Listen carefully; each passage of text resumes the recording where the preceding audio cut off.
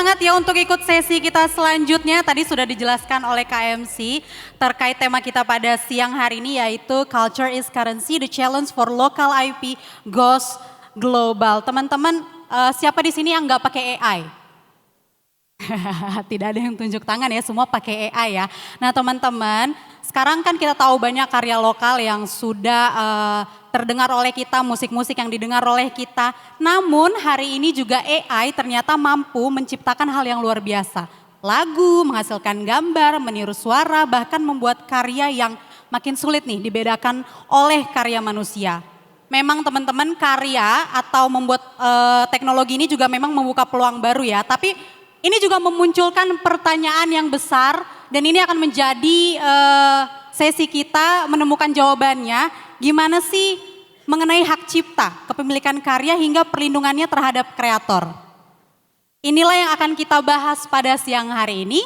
Sudah hadir bersama kita 3 narasumber yang luar biasa. Saya persilahkan untuk hadir ke atas panggung. Yang pertama ada Bapak Supratman Andi Aktas, Menteri Hukum Republik Indonesia. Silakan Bapak. Kemudian ada Mas Adrianto Pratono, CEO Juni Records, dan Mbak Di Lestari, penyanyi, penulis sekaligus songwriter. Tepuk tangan teman-teman sekali lagi.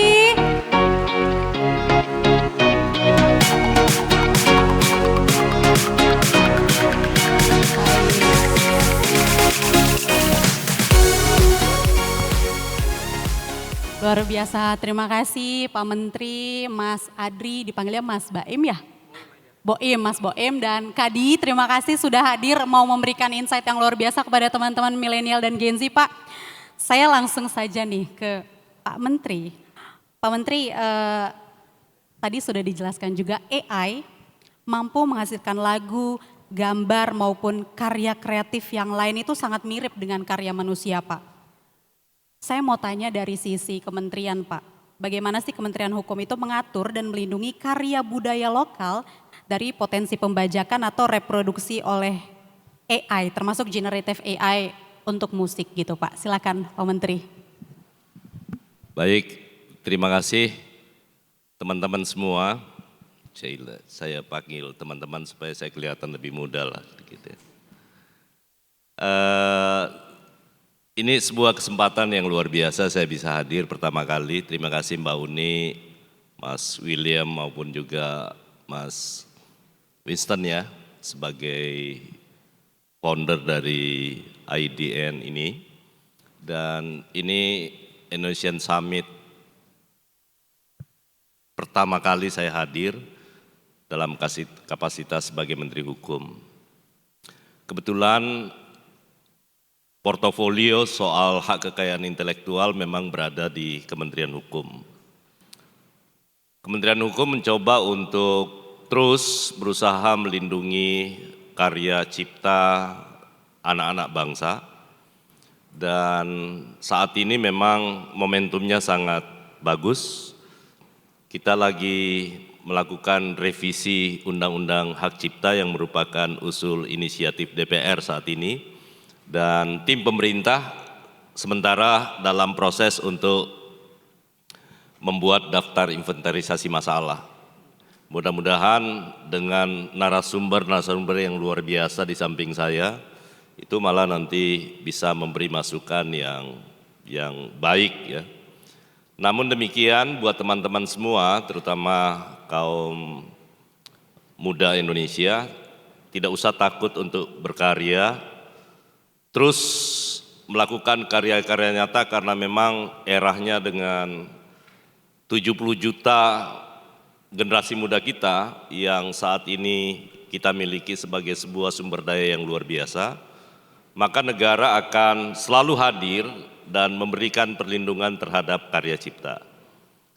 Bukan hanya sekedar untuk memberi kepastian hukum, tapi pemerintah lagi terus berupaya bukan hanya di bidang hak cipta, tetapi juga kepada kekayaan intelektual yang lain seperti merek maupun juga paten ataupun juga desain industri. Ini penting kita lakukan karena bukan hanya soal melindunginya yang penting dan berkali-kali saya datang berkomunikasi dengan komunitas-komunitas konten kreator, kampus sebagai peneliti. Kenapa ini perlu dilindungi? Karena ada manfaat ekonominya di dalam. Kalau dulu itu adalah penegasan sebuah hak, saat ini tidak boleh hanya sampai di situ. Karena hampir semua ini sudah menjadi sebuah industri, maka tentu pemerintah akan responsif terhadap perkembangan teknologi informasi, termasuk dalam hal ini adalah artificial intelligence. Kita tahu perkembangan ada yang AI generatif, kemudian AI learning.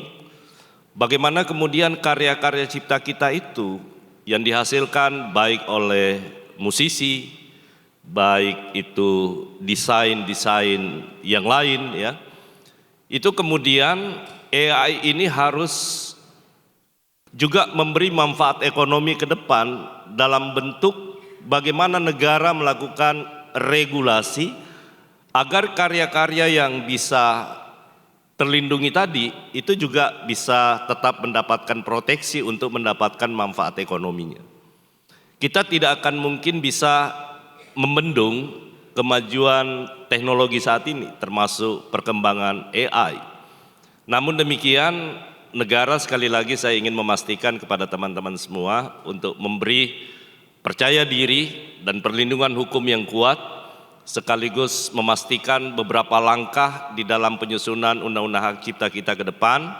Yang pertama, saya ingin menyampaikan bahwa kita akan meregulasi terkait dengan artificial intelligence, bukan hanya di bidang musik, tapi perkembangan yang terbaru, kami sudah berkomunikasi dengan teman-teman jurnalis, kemudian media, yang akan kita masukkan, karena jurnalistik itu juga menjadi sesuatu yang akan masuk dalam rejim hak cipta, sehingga kemudian nanti pemanfaatan lewat artificial intelligence juga harus memberikan manfaat ekonomi yang lebih tinggi.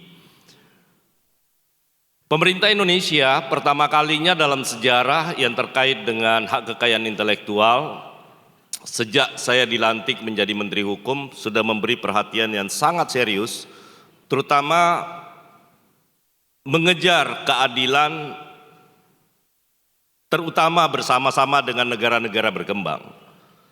Karena kebetulan kita negara-negara berkembang yang belum terlalu banyak menjadi pengembang ya, kita masih lebih banyak menggunakan platform-platform dunia yang saat ini yang kita manfaatkan. Karena itu proposal Indonesia di Organisasi Intelektual Kekayaan Intelektual Dunia atau WIPO, kita lagi menggagas bagaimana kemudian royalti baik di bidang musik ataupun di bidang hak cipta yang lain kaitan dengan kehadiran artificial intelligence itu kemudian kita bersama-sama dengan seluruh negara-negara berkembang, baik itu grup GRULAC dari Amerika Selatan, kemudian grup Asia Pasifik yang termasuk di dalamnya adalah negara-negara Timur Tengah, kemudian di lingkup kawasan regional kita di ASEAN, kita bersepakat, bahkan beberapa negara-negara maju, kita sudah melakukan dialog dan tahun ini juga kita akan lagi mengundang hampir semua negara, member anggota WIPO untuk membicarakan ini di Indonesia nanti, menyangkut soal perkembangan AI. Namun demikian, kita tahu persis bahwa teknologi informasi khususnya AI itu perkembangannya luar biasa, sangat dinamis. Karena itu dalam rancangan undang-undang hak cipta kita ke depan, kita hanya akan memberi muatan-muatan dasar terkait dengan konsekuensi dari sebuah artificial intelligence terkait dengan perlindungan karya cipta kita, termasuk dalam perlindungan karya-karya tradisional kita. Dan kemudian untuk mengikuti perkembangan berikut, kita akan mengaturnya lebih detail nanti dalam peraturan Menteri Hukum. Dan ini kita bisa lakukan diskusi terus-menerus apalagi hal yang perlu kita atur sehingga dinamisasi perkembangan itu mudah untuk kita ikuti. Kira-kira arah ke depan regulasinya seperti itu. Oke, baik. Tepuk tangan dong teman-teman untuk Pak Menteri. Ini juga jadi momen ya Pak, bertemu regulator, ada industri, ada kreator. Semoga ini menjadi ruang untuk diskusi, nanti ke depannya bisa terus dilanjutkan. Saya izin lanjut ke Mas Boim. Tadi sudah dengar penjelasan Pak Menteri, mungkin kita juga pengen dengar nih realitasnya di lapangan tuh seperti apa, biar Pak Menteri juga tahu ya apa sih yang dirasakan oleh teman-teman industri di lapangan soal perkembangan teknologi ini, AI dan segala macam. Apa sih sebenarnya yang dirasakan oleh teman-teman di lapangan begitu? Silakan Mas.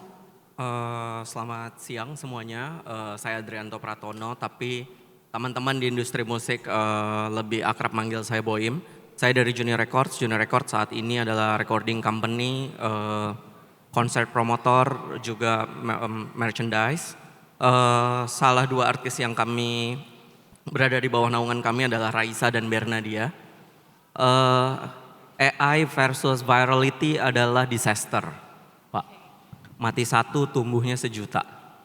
Jadi yang kita lakukan sekarang adalah secara metadata, secara pencatatan digital kami lebih ketat lagi.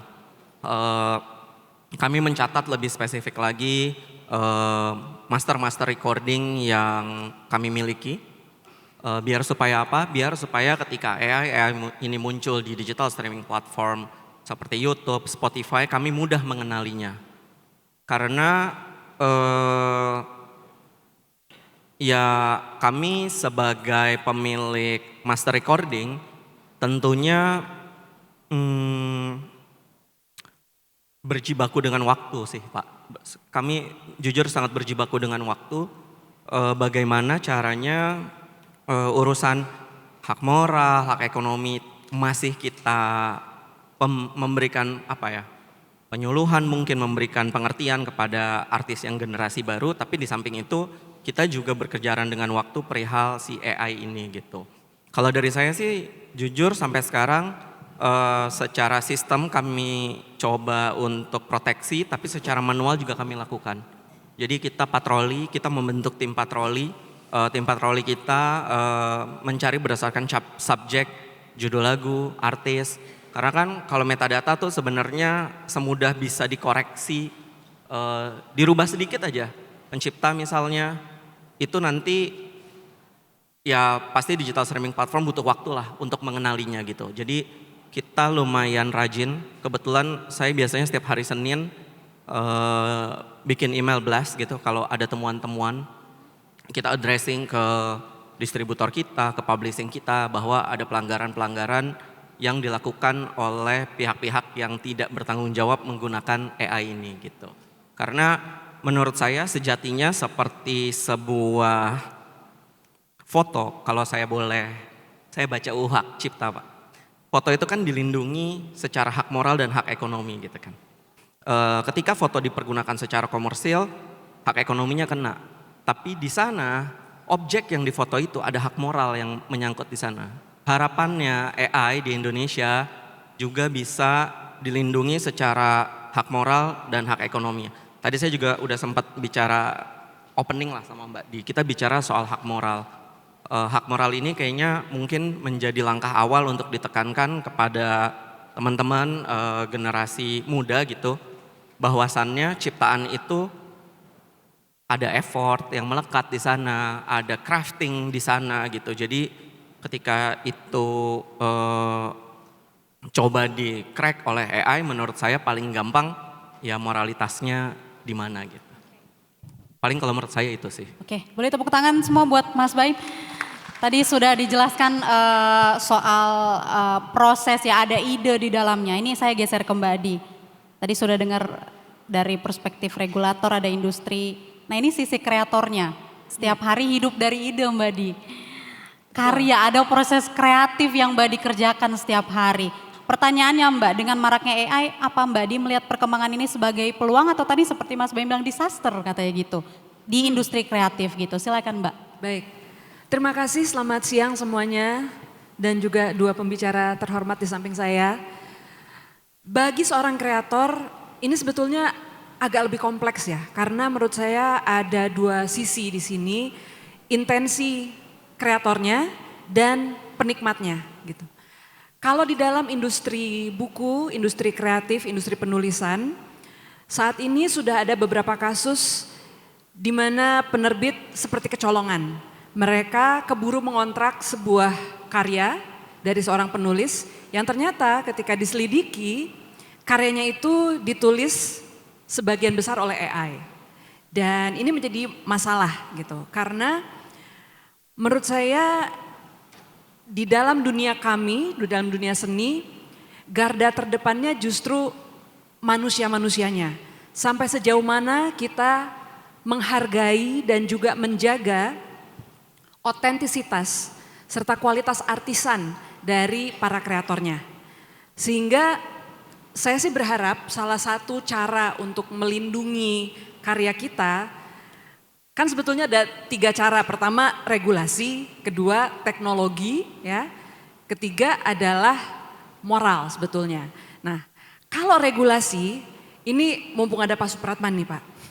Saya sebetulnya agak pesimis untuk masalah pembajakan saja misalnya gitu. Karena jangankan sebelum ada AI, pra AI saja pembajakan sampai hari ini belum selesai Pak isunya.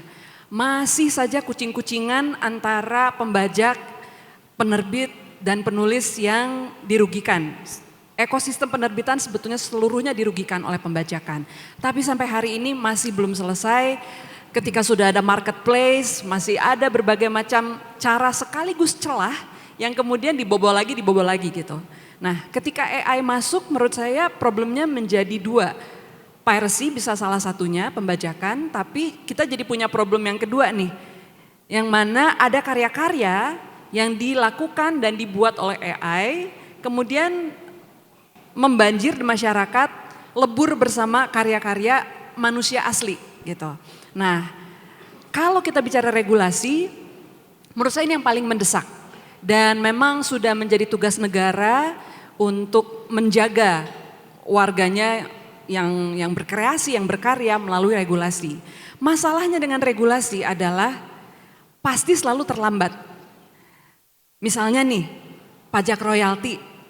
Setelah 8 tahun kami gulirkan isunya, berjuang dan sebagainya, berhasil nih, akhirnya disetujui. Nah, dari disetujui sampai menjadi SK Menteri, ini butuh lagi waktu. Mungkin sebulan, 2 bulan kami tidak tahu pasti gitu. Jadi kalau regulasi ultimate menurut saya, tapi akan selalu ada problem kucing-kucingan yang sangat ekstrim gitu ya. Teknologi juga sama, saya rasa teknologi betul kata Pak Supratman, kita tidak bisa memendung teknologi. Dan teknologi seperti antivirus dan virusnya itu selalu kejar-kejaran ya. Yang ketiga, nah ini menurut saya sebetulnya lebih long lasting, tapi memang harus terus dan rajin kita galakan, baik dari pelaku, dari ekosistem, dari pemerintah, untuk menghargai dan menjadikan masyarakat sebagai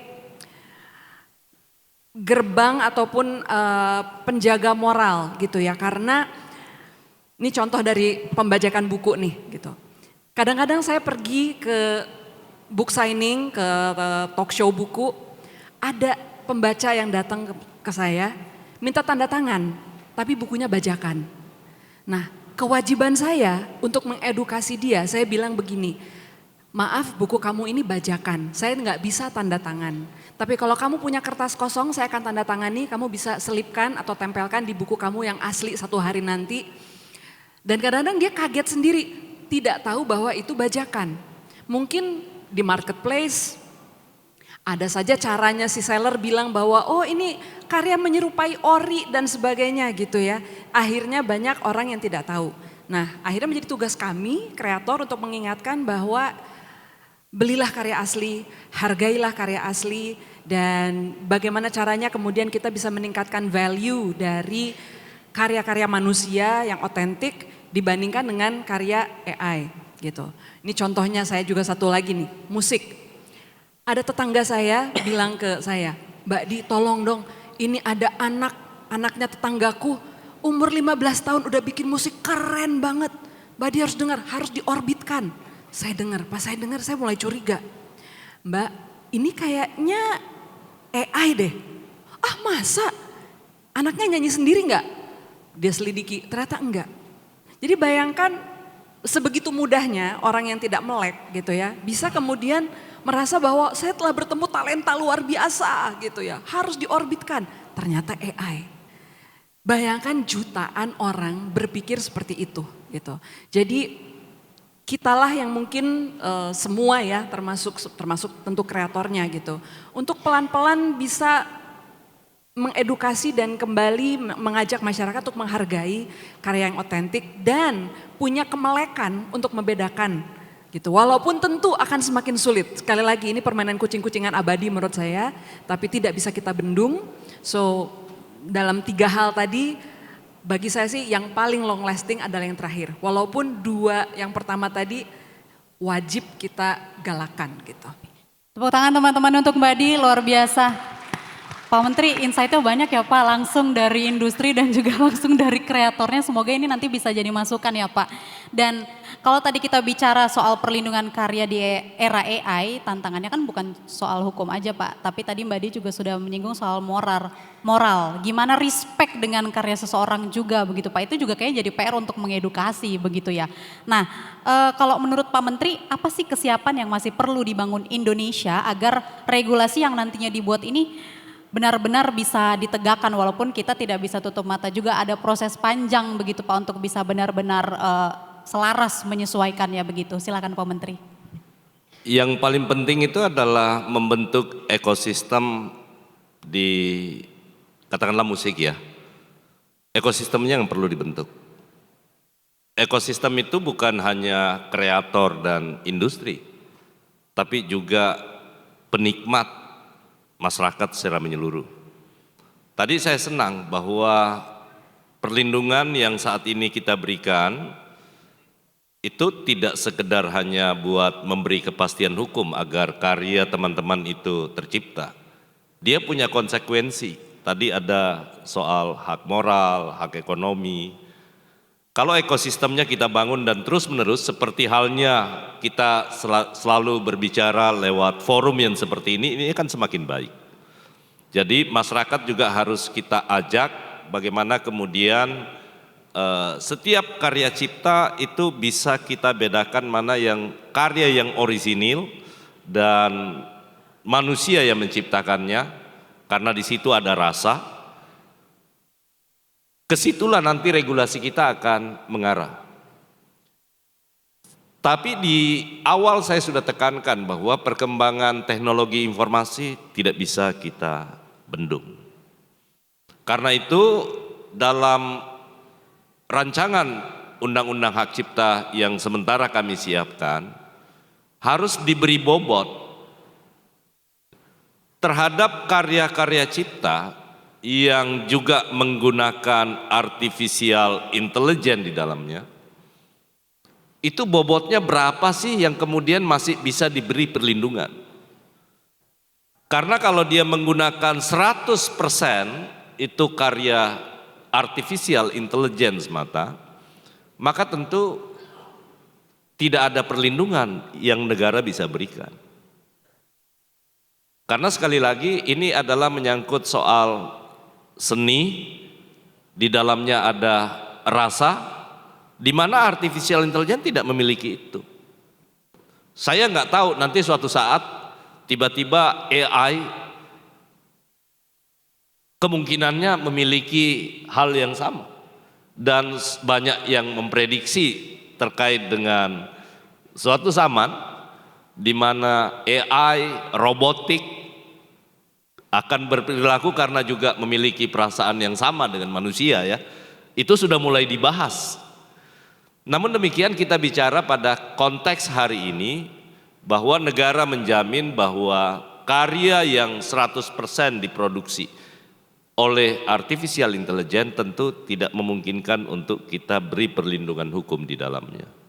Karena konteksnya sekali lagi ini harus melibatkan yang kita lindungi itu adalah human.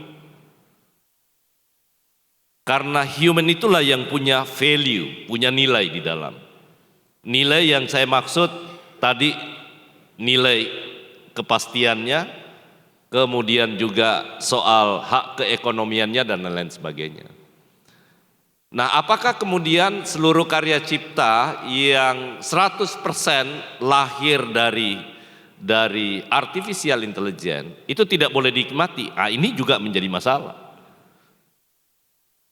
Karena faktanya tadi Mbak Dede menyampaikan bahwa ada tetangga yang sudah bisa dipastikan, dan sebenarnya kalau itu tidak melakukan kegiatan yang menyimpang secara hukum, dalam pengertian itu tidak melakukan pembajakan, itu saya pikir tidak ada masalah. Walaupun tidak mendapatkan perlindungan hukum, tidak memenuhi kriteria untuk mendapatkan perlindungan hukum. Tetapi sekedar untuk dinikmati sebagai sebuah karya, kita tidak bisa larang apa-apa. Nah, kalau kita lihat upaya-upaya yang kita lakukan, Kementerian Hukum yang bertanggung jawab, sekali lagi karena kami yang punya portofolio termasuk penegakan hukumnya, tentu pemerintah tidak bekerja sendiri. Katakanlah sekarang kami bekerja sama dengan Badan Cyber ya, BSSN dan juga Komdigi untuk melakukan perlindungan, termasuk dalam hal ini adalah patroli cyber ya, kita lakukan selamanya. Dan ini menjadi tantangan kita, terutama Indonesia yang saat ini selalu dilabeli sebagai negara untuk dijadikan pasar terbesar bagi konten-konten kreator dunia. Tetapi saya berharap mudah-mudahan lewat forum yang sangat baik ini, yang hadir pada kesempatan ini, saya akan terus menyatakan bahwa konten-konten kreator yang lahir di era AI seperti sekarang itu harus terus punya kreativitas yang tinggi dengan menjunjung tinggi nilai-nilai yang disebutkan oleh para pembicara sebelumnya. Kementerian Hukum dalam hal ini adalah pemerintah, sekali lagi akan terus mengawal, bahkan tidak hanya sekedar memberikan melakukan perlindungan hukum dalam arti kata menjaga hak keekonomian, tetapi justru akan bersama-sama dengan seluruh ekosistem di dunia ini, industri, kemudian juga kreator, untuk bersama-sama untuk terus melakukan berbicara dengan teman-teman semua ya, seluruh rakyat Indonesia, setidak-tidaknya penghargaan terhadap karya cipta di kita itu betul-betul harus dihargai, supaya jangan sampai kemudian kejadian-kejadian yang dialami oleh teman-teman penulis, kemudian hak-hak penerbit itu juga dilanggar. Itu yang kami pastikan, yang akan kita kawal. Karena itu tugas terberat dari Direktorat Jenderal Kekayaan Intelektual Kementerian Hukum untuk terus bersinergi kemudian dengan seluruh ekosistem di Republik ini, agar perlindungan itu bisa kita maksimalkan. Terima kasih Pak Menteri. Tepuk tangan teman-teman untuk Pak Menteri. Saya izin bergeser ke Mas Baim. Ya. Kan kalau kita tahu ya Pak, di aplikasi juga tuh kayaknya banyak banget cover-cover lagu atau editan-editan lagu tuh cepet banget gitu. Ya, Mas. benar. Nah, gimana sih label berupaya melindungi gitu karya musiknya dari pembajakan dan reproduksi ilegal AI yang banyak berseliweran seperti itu? Ya tadi, jadi kalau lagu itu kan sekarang mungkin kalau teman-teman dengerin lagu biasanya gitu di aplikasi pemutar musik teman-teman, di aplikasi streaming teman-teman, kalau dilihat song credit itu kan turunannya banyak sekali kan. Apalagi per bulan April kemarin salah satu digital streaming platform Spotify mulai memberlakukan tagging baru. Jadi tagging artisnya tuh verified artisnya bukan lagi sekedar artis yang ada, tapi juga adalah sisi humanismenya dia. That's why sekarang taggingnya berubah dari biru menjadi hijau gitu. Lalu juga ada tagging baru lagi di Spotify, seingat saya bahwa jika itu dikerjakan dengan AI, kita bisa declare di credit songs itu kalau ada bantuan AI di sana. Balik lagi tinggal sejauh mana AI berpartisipasi. Tadi saya setuju dengan Pak Supratman. Kalau saya coba pelajari gara-gara saya diundang sini, saya jadi baca lumayan banyak. Di US itu keterlibat secara, ada catatan tentang seberapa besar keterlibatan AI ini jika menggunakan 100% mechanical atau mesin, itu tidak bisa disebut sebagai karya cipta. Karena ya sebuah karya cipta butuh ide, butuh crafting dan segala macamnya. Nah, si digital streaming platform ini mulai menandai berapa banyak sih AI di sana. Sayangnya ini kan kesadarannya adanya di sisi label atau kreator untuk menuliskan itu atau melaporkan itu gitu kan. Yang pasti sudah masih banyak yang bandel gitu. Maka tadi saya bilang yang saya lakukan ketika lagu itu viral, let's say misalnya Bernadia tahun lalu dengan Untungnya Hidup Harus Tetap Berjalan. Wah, saya sih untungnya buat saya agak sedikit ada kata untung, tapi juga ada konsekuensi dari kata untung itu gitu. Makin banyak saya harus patroli digital untuk memastikan tidak ada AI yang sesimpel stem musik saya dipakai tapi mungkin register suaranya dirubah dari perempuan ke laki-laki atau diturunkan berapa nada. Maaf Mbak Di, saya nggak terlalu paham, saya sok tahu aja soal nada-nada. Tapi kurang lebih kayak gitu dia mengakalinya gitu. Ya kalau itu sih kita cuma bisa bermain di metadata kita, jadi ketika kita report jelas gitu. Barang itu kepemilikannya punya siapa, musiknya punya siapa, lalu vokalnya punya siapa gitu. Jadi kalau kita punya backup itu, lagu kita insya Allah akan lebih mudah untuk kita quote unquote selamatkan dari serangan AI itu. Kalaupun ada kita tinggal dengan mudahnya report ke digital streaming platform, kalau di YouTube, di Spotify, mereka akan bantu kita untuk solving problem ini gitu. Lebih ke kayak gitu sih kalau sekarang. Tapi kalau cara mencegah menurut saya nggak ada sih yang bisa kita lakukan gitu. Soalnya sesimpel itu melapor, ya jujur-jujuran aja. Dia naruh nama Bernadia, nggak naruh nama Bernadia di situ, dia tetap akan bisa upload gitu. Oke, Gitu. siap. Terima kasih, tepuk tangan teman-teman semua. Tapi ada satu ya, siapa? tadi saya tambahkan, karena tadi ngambil contoh yang di US dan saya rasa udah banyak negara yang mengatur soal itu. Jadi nanti di kita pun akan sama. Nanti ada kewajiban dalam regulasi yang akan kita atur, ada yang sifatnya deklaratif atau sistem labeling. Labeling itu akan menentukan bahwa ini AI berapa persen dan lain-lain sebagainya. Sehingga nanti itu akan menentukan perlindungannya sampai di mana. Jadi itu yang kaitan yang disampaikan tadi. Berarti dia bisa ada pembagiannya berarti ya Pak ya? Iya. Oh, nice kalau emang. Karena harusnya begitu.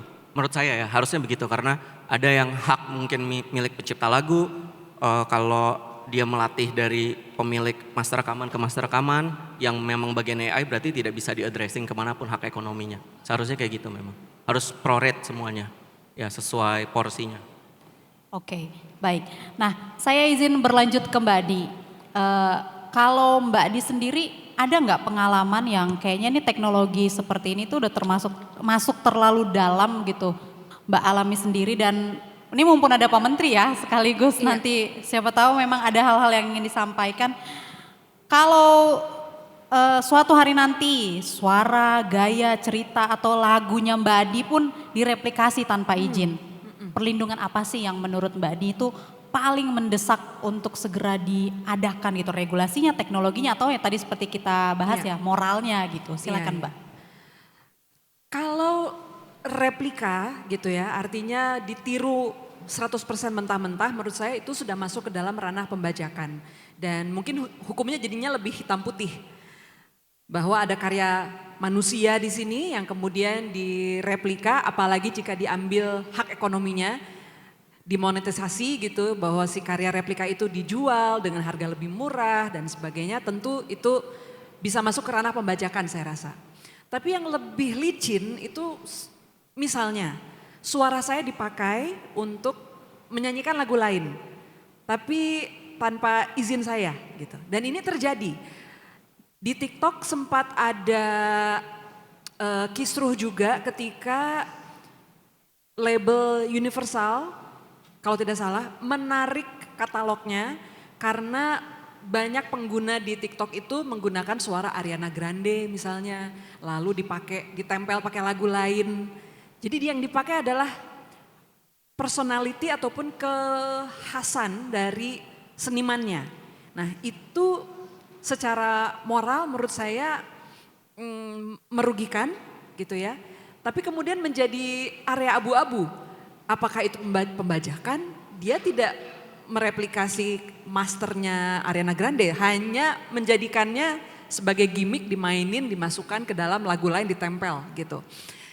Artinya terjadi variasi, reproduksi, replika dan sebagainya di dalam masyarakat dan pengguna gitu ya, yang mungkin secara varian itu sudah tak terhitung lagi gitu. Nah menurut saya salah satu cara, dan saya setuju dengan Pak Supraptan maupun Boim yang bilang bahwa transparansi bisa jadi merupakan kunci awal gitu ya.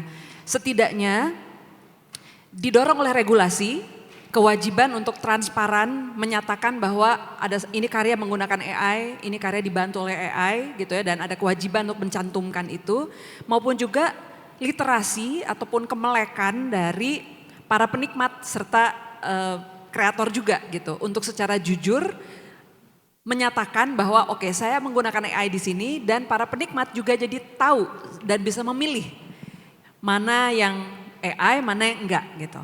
Dan menurut saya nanti akan ada semacam hukum alami yang berlangsung gitu ya, bahwa karya manusia itu menjadi lebih eksklusif, lebih artistik, lebih punya value, lebih artisan dan lebih dihargai gitu ya, ketimbang misalnya dia pilih yang mass product buatan AI.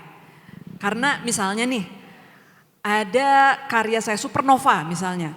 Supernovanya di Lestari sama ada Supernova dibikin oleh AI. Tentu nanti pilihannya adalah di pembaca. Pembaca mau pilih Supernova yang ditulis oleh di Lestari, atau ini ada nih yang murah nih, Supernova juga tapi AI yang tulis gitu. Nah saya harap dengan adanya literasi masyarakat yang semakin tinggi nantinya gitu, karena mau tidak mau ini kan keniscayaan ya, kita akan hidup dengan AI dalam keseharian kita, mereka dapat memilih dengan lebih bijak gitu. Dan sama juga ketika seorang kreator, saya selalu mengumpamakan ketika ditanya misalnya, Mbak Di mau nggak karyanya ditulisin sama AI? Kan lebih gampang. Mungkin setahun bisa 1 buku kalau sendirian, tapi kalau sama AI saya mungkin bisa keluarin 12 buku 1 tahun gitu kan. Tapi saya selalu bilang begini, bagi seorang kreator, kenikmatan kita adalah ketika kreasinya, ketika proses berkreasi. Analoginya, saya suka makan nih, makan apa coba, nasi padang lah misalnya, yang semua orang suka kan, nasi padang enak, oke. Lalu saya nyuruh orang untuk makan nasi padang buat saya. Kan itu kenikmatan makan nasi padangnya harusnya buat saya, kenapa saya kasih ke orang lain gitu. Dan saya cuma nonton aja, tunggu dia selesai gitu. Nah bagi saya berkreasi secara otentik itu seperti itu. Iya betul susah, betul berdarah-darah prosesnya gitu ya. Belum tentu cuan juga, tapi disitulah nikmatnya dan disitulah kita merayakan hakikat kita sebagai manusia yang bisa berkarya gitu. Jadi saya tidak ingin melepas itu ke pihak lain. Kalau AI saya pakai asistensi untuk riset, oke. Saya pun di judul buku terbaru saya belum rilis, itu saya cepat sekali proses riset karena dibantu oleh AI. Saya gunakan AI untuk asistensi gitu. Tolong cariin kutipan ini, set gitu, keluar langsung. Biasanya saya butuh 1 jam nyari-nyari, ngorek-ngorek sendiri. Dia dalam 1 menit langsung mengeluarkan berbagai macam pilihan yang bisa saya pilih gitu ya. Jadi saya bisa melihat porsi di mana dia bisa membantu kreator, tapi ada hal-hal yang menurut saya jangan dilepas dan juga ini berlaku untuk seluruh ornamen dalam ekosistem kita, baik sebagai penikmat, regulator, untuk semakin transparan dan melek soal AI ini. Luar biasa, tepuk tangan dong teman-teman untuk 3 narasumber kita. Pak Menteri, Mas Baim dan Mbak Di, ini sudah banyak teman-teman Gen Z dan milenial yang hadir di ruangan ini. Saya mau kasih kesempatan ke 3 penanya untuk bertanya langsung kepada 3 narasumber kita. Silakan mungkin bisa sistemnya langsung berdiri di belakang mic ya. Oh udah ada ya, udah langsung ada. Berarti antusias sekali. Oke boleh disebutkan namanya, asalnya dari mana dan pertanyaannya ke siapa. Kalau bisa singkat, padat dan jelas saja. Terima kasih, silakan. Selamat siang, nama saya Ara dari Jakarta Timur. Sebenarnya ini pertanyaan karena aku pernah bikin konten gitu, terus ternyata ada yang duplikat, padahal belum belum masuk ke ini loh, belum masuk ke platform gitu kayak Instagram, TikTok. Nah, kiatnya bagaimana untuk kita yang bikin konten? Jadi sebelum ini kita baru lihat ke teman, terus biar nggak di copy paste gitu loh, jadi biar nggak sama, biar nggak sama kontennya. Dan plus minusnya juga biar si AI itu nggak bikin kita ketergantungan untuk selalu nanya ke si AI. Terima kasih. Oke, mungkin boleh satu-satu sambil dijawab dulu kali ya. Kayaknya kalau pertanyaan ini cocok ke Mbak Di. Mbak, dia baru bikin. Ya ampun, kenapa jadi langsung ditunjuk. Kalau saya yang jawab bisa salah konten semua nanti. Siap. Tadi Ara bilang dia udah bikin karya tapi tiba-tiba udah ada yang niru gitu Mbak. Itu gimana? Dan mungkin tips ya supaya tidak ketergantungan menggunakan AI begitu. Saya rasa memang untuk pertanyaan pertama itulah sesuatu yang kita sangat sulit bendung saat ini.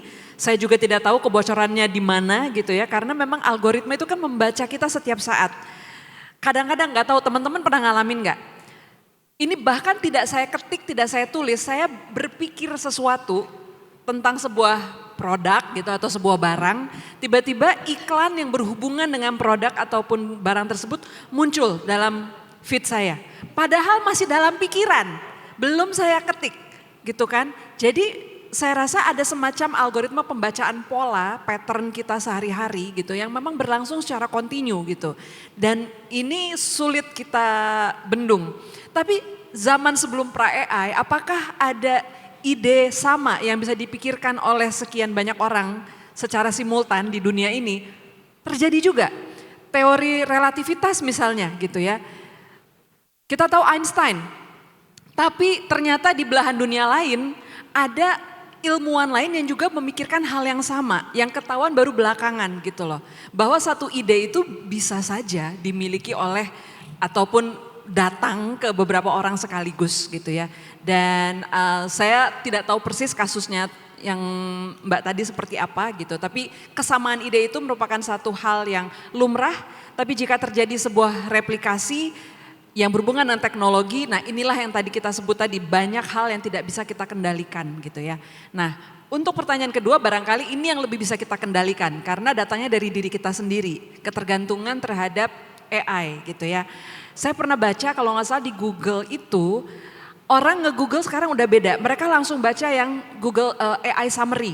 Jadi sudah jarang sekali yang kembali memasukkan keyword, itu menjadi cara dalam tanda petik kuno, manual. Karena AI sudah bisa summary ataupun mencarikan untuk kita gitu.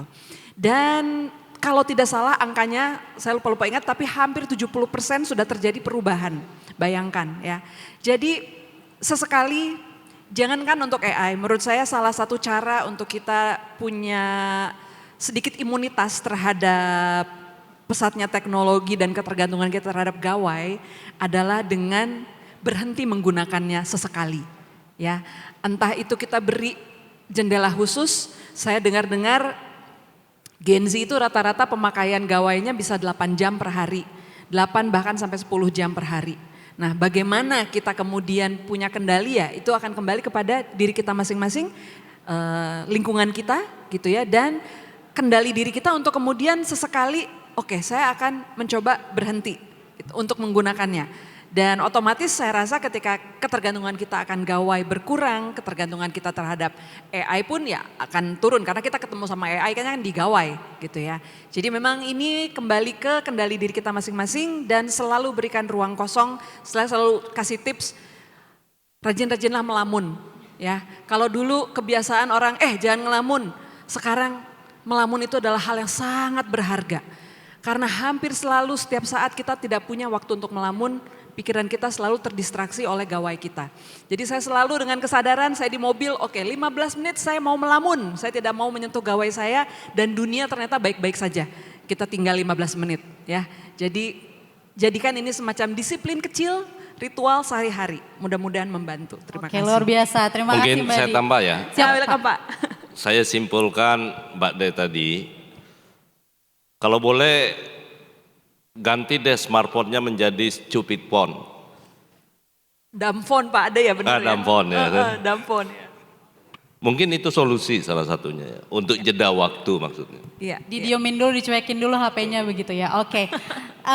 Tadi sudah satu penanya, kita masih ada sisa 2 penanya. Daripada nanti capek-capek berdiri sudah standby. Aku satu dari sebelah kiri, satu dari sebelah kanan ya.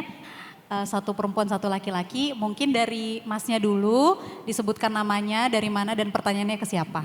Baik, selamat siang. Nama saya Muhammad Arkan Davi. Saya anak sastra Inggris dari Universitas Ari Ginanjar. Jadi kenapa saya tekankan sastra Inggrisnya? Karena saya memiliki prospek untuk masuk ke dunia kreatif ini. Termasuk dalam halnya AI dan juga perbukuan, terus penciptaan musik dan translasi. Pertanyaan saya kepada Bapak, bagaimana pendekatan dari Kementerian Hukum dalam mengurgensikan untuk pembentukan undang-undang atau peraturan mengenai artificial intelligence supaya untuk mengatasi contohnya jumlah bulu Garuda yang salah dalam AI, IP wajah yang digunakan, scamming menggunakan suara-suara palsu dari artis biasanya, dan juga duplikasi dan juga plagiarisasi dalam buku-buku bahkan juga dalam riset-riset akademik. Untuk mencegah dari permintaan maaf, quote unquote, saya hanya meminta maaf ketika melakukan kesalahan ini karena saya melihat ini adalah sebuah kriminalitas. Terima kasih. Oh ini pertanyaan yang luar biasa bagusnya.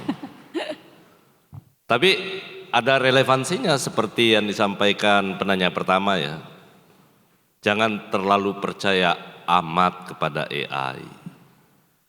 Artinya masalahnya sekarang di bawah alam sadar kita itu sudah terbangun bahwa semua yang AI, hasil AI itu seakan-akan semua menjadi kebenaran sejati. Padahal tadi dengan contoh kasus yang disampaikan itu ternyata salah loh. Ada kesalahan. Kenapa bisa ada kesalahan? Tadi karena AI ada sesuatu yang sampai hari ini belum mampu untuk siapapun penciptanya, pengembangnya, rasa itu tidak akan bisa dimiliki. Dan itulah yang membedakan kalau itu menjadi karya manusia. Bahwa AI penting sebagai alat bantu, iya. Tapi kalau menjadikan AI sebagai kebenaran yang mutlak, itu jadi problem. Makanya selalu saya bicara sama teman-teman semua, yang pertama adalah ekosistem ini harus kita bangun bersama. Regulasi penting, saya setuju regulasi penting. Tapi regulasi tanpa industri dan kreator itu pekerjaan yang sia-sia. Tapi di balik ketiga ekosistem yang tampil hari ini, kalau tanpa dibarengi dengan literasi yang kuat di audiens, itu juga menjadi hampa jadinya. Nah karena itu menurut saya ini penting, acara hari ini sangat penting. Ini adalah upaya untuk membangun literasi yang baik ya, menyangkut soal artificial intelligence tadi. Namun demikian sekali lagi Kementerian Hukum dalam hal ini adalah pemerintah Republik Indonesia tentu akan terus mengikuti perkembangan teknologi yang luar biasa ini. Namun ada satu hal yang ingin saya sampaikan kepada teman-teman semua, bahwa karena ini adalah sebuah teknologi, maka cara mengatasinya juga harus salah satunya adalah dengan teknologi itu sendiri.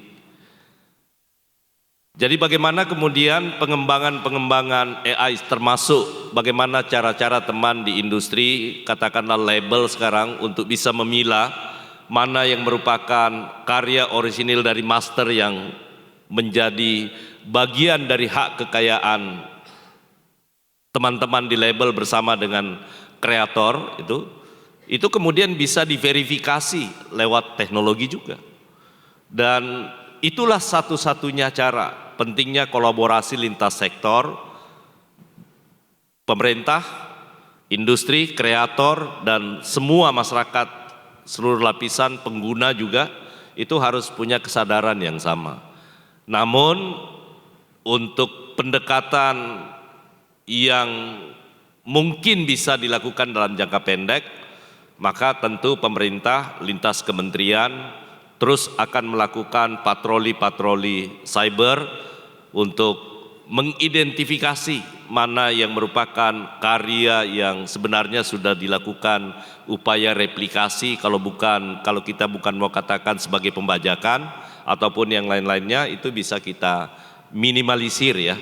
Karena menghilangkannya, saya setuju tadi Mbak De sampaikan, jangankan di dunia digital, yang sehari-hari aja buku faktanya hari ini masih terjadi, dan ini tantangan bagi Pak Dirjen ke depan. Penegakan hukumnya harus lebih maksimal ya. Ini bagian dari tanggung jawab kita sebagai regulator untuk, dan termasuk dalam hal ini adalah penegakan hukum. Dan teman-teman semua, saya ingin memberi sedikit gambaran bahwa Kementerian Hukum saat ini telah bertransformasi.